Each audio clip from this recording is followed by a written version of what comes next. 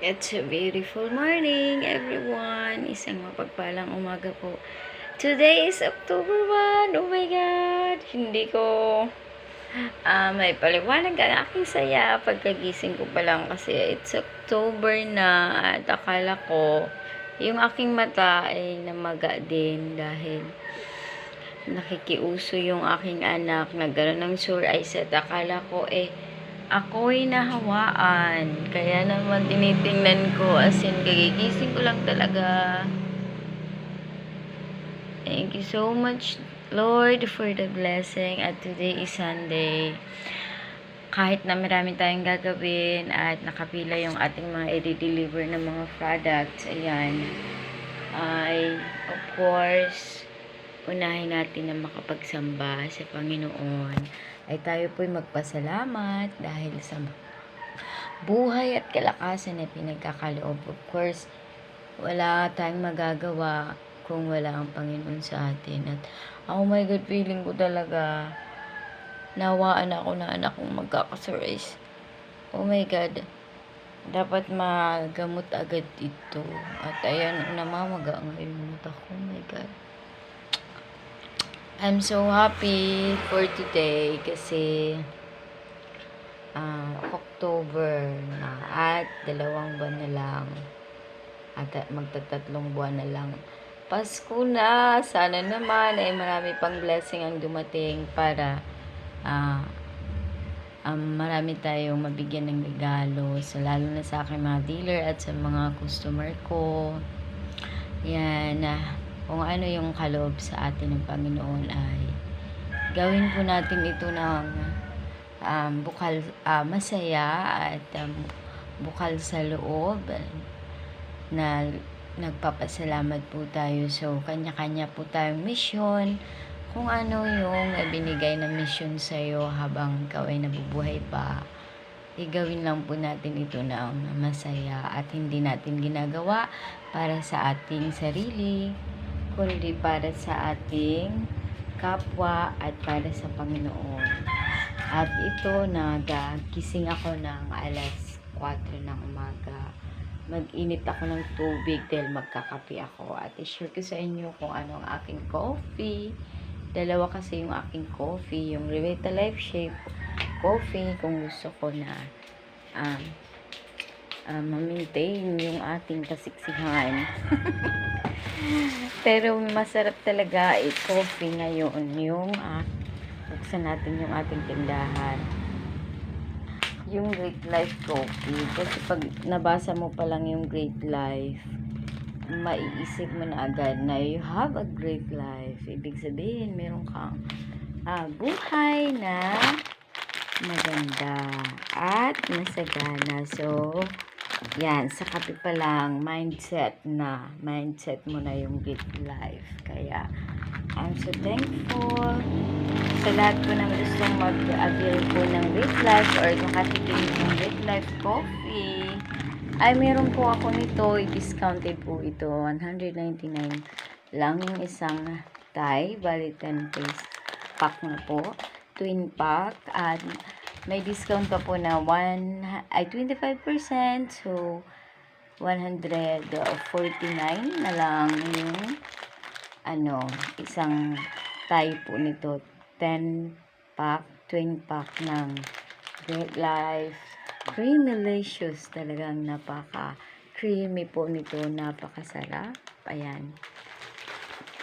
Okay, naantay ko lang yung aking iniinit na tubig at ako ay magkakapit po na hindi ko pa naligpit yung aking microphone kasi kagabi ay kahapon na boring ako, kumanta ako ng kumanta. Yan. Ang hirap pala maging vlogger, Yun lang, feeling mo lang talaga na ma-vlogger na, diba? I'm so thankful pala dito sa aking bahay na maliit lang, pero comfortable naman kami na aking mga anak at hiniling ko talaga to sa Panginoon na magkaroon ako ng ganito at binigay naman niya sa akin, kaya sa lahat ng mga gusto magkaroon ng ng sariling bahay, of course, sipag, tiyaga, sakripisyo, at higit sa lahat, kailangan nyo po talaga ay manalangin lagi at ipagkatiwala sa Panginoon ang inyong pangarap dahil magkakaroon ka po nitong lahat. At higit sa lahat, maganda po ang iyong kalooban, maganda ang iyong pag-ugali, pakikisama at mapagmahal ka, lalo na sa iyong pamilya. Kailangan mapagmahal po tayo sa ating mga pamilya at mapagbigay po tayo na kung ano ang meron ka ay ipagkaloob.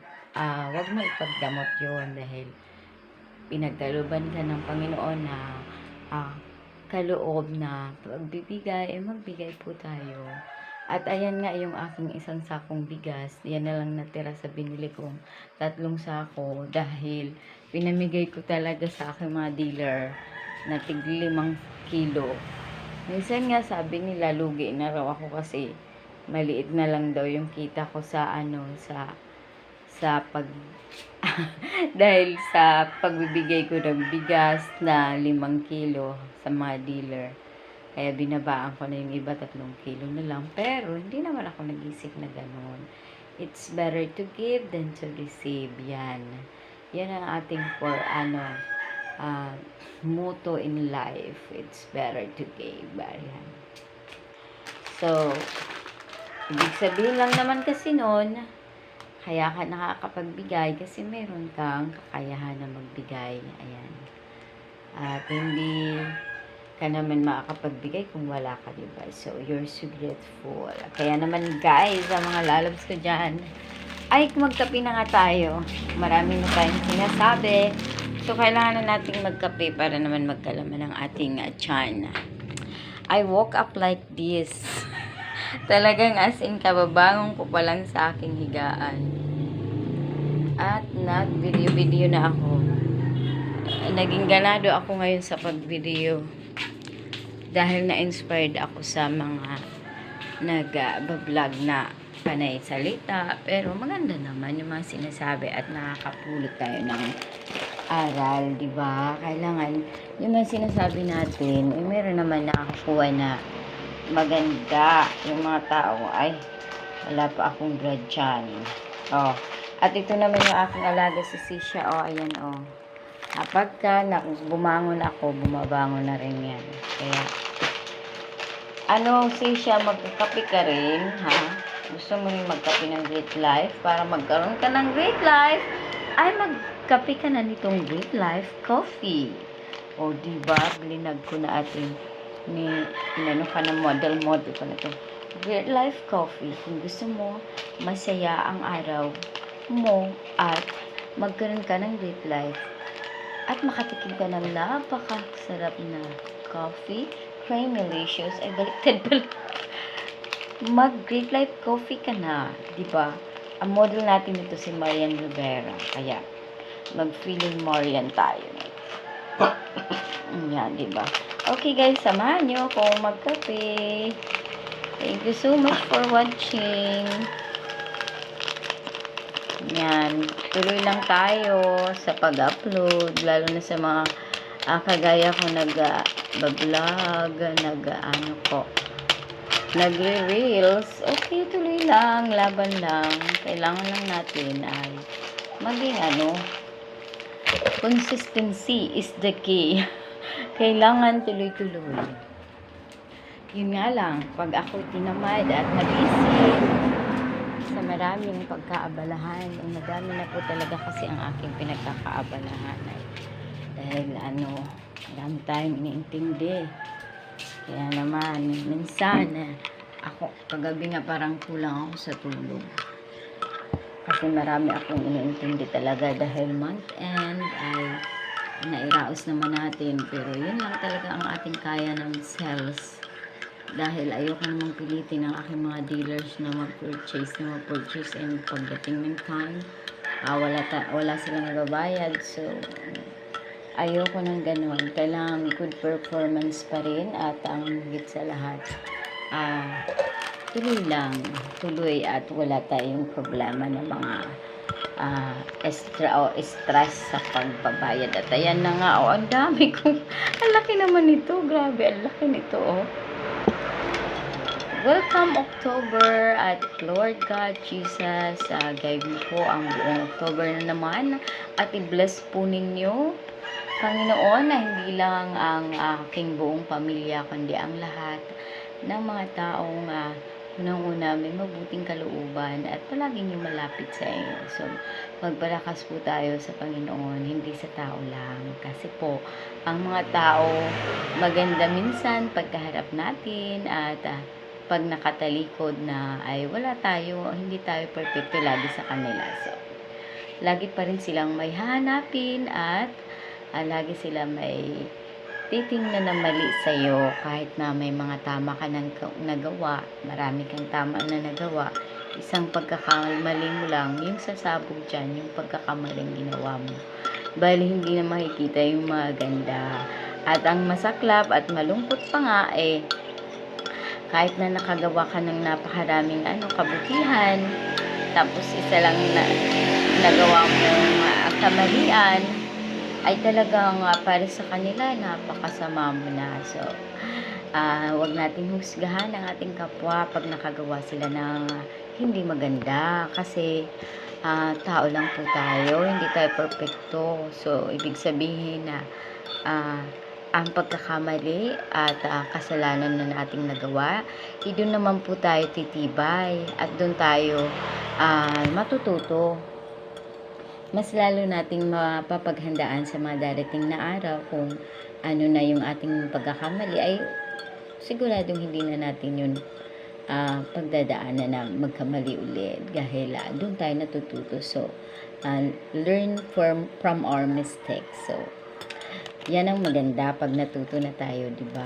Kasi mas lalo tayong gagaling na at titibay sa buhay. So, yan lang muna siguro yung aking i-share. Maganda pala magsalita tuwing umaga kasi parang fresh pa yung utak natin. Marami pa tayong naiisip. Pero from my heart at from my mind, yung mga naiisip ko, of course, connection lang po yan. Dahil it's my personality. Ganun po talaga ako. At ang lagi lang naman nating sa puso ay yung pagmamahal. Mahalin po natin ang ating ginagawa, mahalin natin ang ating kapwa, ang kapaligiran natin, at kung ano ang meron tayo. Of course, ang ating sarili. Gawin natin kung ano ang meron tayong o ano ang dapat nating gawin, ang ating dapat trabahuin ng puno ng pagmamahal, unang-una sa ating mga sarili. Dahil kung hindi mo naman magagawa yan kung wala yung sarili mo, right? Simple lang naman. At of course, maging masaya lagi. Huwag nating dibdibin pag may mga problema, may mga naiinis sa atin, may sumisira sa atin. Pasalamatan po natin yan. At binibigyan nila tayo ng oras. Sinasayang or ginagamit nila yung oras nila. Diba? Para sa hindi maganda, at ang feedback po niyan, ang balik niyan sa kanila, hindi rin maganda, of course. So, piliin natin na gumawa ng kabutihan. So, lagi ko yan isinasa isip na gawin natin, daigin natin ang kabutihan ng kasamaan. So, maghari lagi ang kabutihan sa ating puso at madaig po natin yung hindi maganda, hindi masama. Yung masama po, madaig po natin. Dahil makikita naman yan sa ating mga gawa.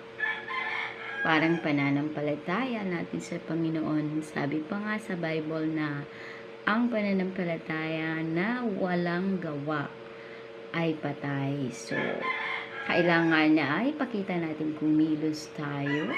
Kung meron tayong mga minamahal, so pakita natin ang ating pagmamahal. Sa pamamagitan ng ating pagtitiis, pagsakripisyo, pagbibigay sa kanila ng oras at kakayahan natin kung ano ating naibibigay, right? Yan, ang aking mga anak ay tulog pa. Yan. And maaga talaga ako nagigising. Nasanay na ako, lalo na kapag nagtitinda kami, ay ako talaga nagluluto ng mga lumpia, mga piniprepare ko, mga na mga lulutuin. So, ako niyan. Kaya maaga akong gising. So, ang sarap kasi gumising ng maaga. Fresh yung utak mo. Marami ka pang naisip. Marami kang magagawa. Yan. Ang dami ko lang sinabi, mga lalabs. At ayan, nakape na muna tayo. Huwag nating kalimutan din, manalangin tayo pagka-umaga, pagkagising po natin. Of course, pasalamat. And after ko mga kape, mag-exercise ako. Gusto ko lang kasi talaga malagyan ng mainit yung aking tiyan. Mag-exercise ako ng kahit dance lang tiyan, sayaw. Sa mga hilig ko talaga yung pagsasayaw. Bata pa ako, mahilig na talaga ako masayaw. Talagang so thankful naman sa Lord kasi talented talaga. Marunong ako manta, marunong ako sumayaw. And of course, thankful ako sa akin mga magulang. May mga talaga sila talent. Baka nga pag in-improve po natin ang ating mga talent talaga, i-share natin sa ating kapwa. Yung makita ng lahat na maging inspirasyon ka na kaloob sa iyo ng Panginoon niya na talent. Kaya pag mo yan, pag malaki yan, dapat proud ka dyan. Ang dami ko talagang sinabi for today's video. Oh my God. And I'm so thankful din sa aking Glutathione soup and Glutathione lotion. At ayan, pak talaga, makinis ang aking mukha. And kagigising ko lang. Wala akong nilagay. Yan. Kaya thankful ako sa mga products ng Persian Collection and of course Avon. Marami akong products na gustong i-share sa inyo sa mga susunod kong videos. Thank you so much for watching and more blessing. Welcome October and praise God for this month. I wish na i-bless po ang buong October nyo, hindi lang sa akin. Tayong lahat ay i-bless po ang buong October. Kaya, welcome October! And thank you for watching guys! I love you all! Lalo na sa aking mga followers and mga supporters ko. I'm feeling na talaga. Kailangan lang naman mag-feeling tayo, diba? Yan. Para yun ang mangyari. Mindset ba? Mindset. Thank you so much for watching guys!